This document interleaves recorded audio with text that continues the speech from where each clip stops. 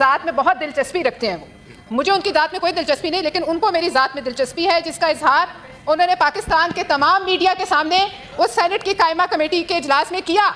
اور میرے سوال پوچھنے پر جو ہر سینیٹر کا حق ہے, انہوں نے جو گندی زبان استعمال کی پورے پاکستان نے دیکھی.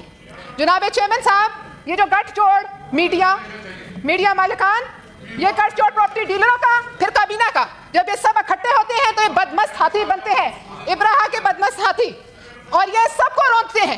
جناب چیئرمین, میری ذات میں انہوں نے کہا کہ یہ فلور آپ کے پاس ہے, آباد کریں. میں یہ کہنا چاہتی ہوں سر, آپ اس ہاؤس کے کسٹوڈین ہیں, میری ذات کی یہ بے عزتی نہیں ہے. میں نے NHA کی 2 ارب روپے سے بننے والی سڑک پہ سوال کی, تو میرا رائٹ ہے, میں کروں گی, کل کروں گی, پرسوں کروں گی, روز کروں گی. لیکن بدمست ہاتھی طاقت میں کابینہ کا جو یہاں سے گا لیتے ہیں بیچ, پھر وہ سمجھتے ہیں کہ وہ سب پر چڑھ دوڑیں گے. کیوں سر؟ میں آپ سے سوال کرتی ہوں, آپ ہمارے کسٹوڈین ہیں, ہماری عزتیں آپ کے ہاتھ ہیں. یہ میری ذات کا سوال نہیں ہے, یہ اس کرسی کا سوال ہے جس پہ میں بیٹھی ہوں. کیا عزت ہے ایک سینیٹر کی اگر وہ سوال نہیں کر سکتا؟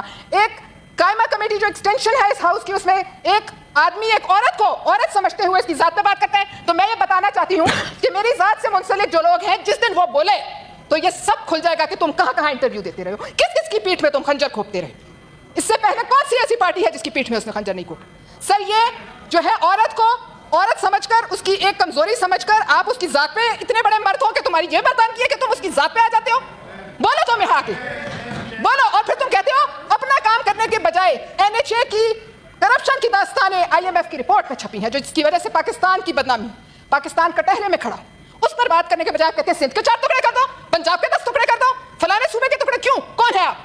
آپ اپنی منسٹری میں دیکھیں کہ کیا ہو رہا ہے. اور اگر آپ اتنے سیکھ پا ہیں ایک سوال پہ جو ایجنڈا کا حصہ تھا, تو پھر ضرور گڑبڑ ہے, پھر ضرور کہیں کوئی تنکا ہے. آپ تو ریاست مدینہ بنانے والوں کے ساتھ بھی تھے. وہاں تو حضرت عمر نے کسی کو نہیں کہا کہ میں آپ کی ذات پہ آ جاؤں گا. وہاں تو انہوں نے ایک چادر کا بھی حساب لیا, اور مانگنے والوں نے مانگا اور دینے والوں نے دیا. تو پھر یہ کیا ہے؟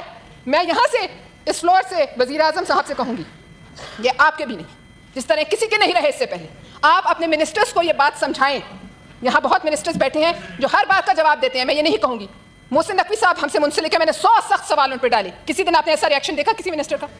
سر, یہ پارلیمانی روایت میں پہلی دفعہ یہ گھٹیا حرکت ہوئی.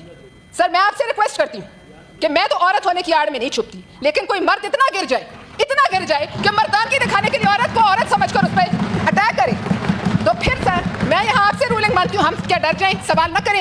ہم کس بات کی تنخواہ لیتے ہیں؟ ہم یہاں سینیٹرز ہیں, کسی ہاؤسنگ سوسائٹی کے ملازم نہیں ہیں. انہیں جو بھی میری ذات سے جو انٹرسٹ ہے, ان کو میری ذات میں دلچسپی ہے, آئیں پوچھیں, اور پھر تیار رہیں, آگے سے جواب کے لیے بھی تیار رہیں.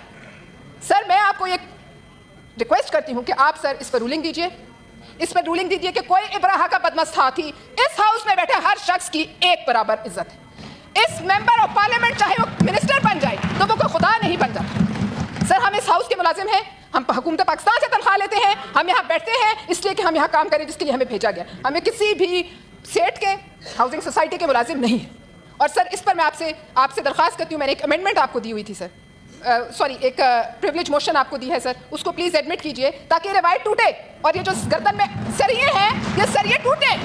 ان سریوں کا ٹوٹنا بہت ضروری ہے سر, ورنہ کوئی نہیں بولے گا. اور آج ایک کے ساتھ ہوا ہے, کل ہر ایک کے ساتھ ہو. بہت شکریہ سر.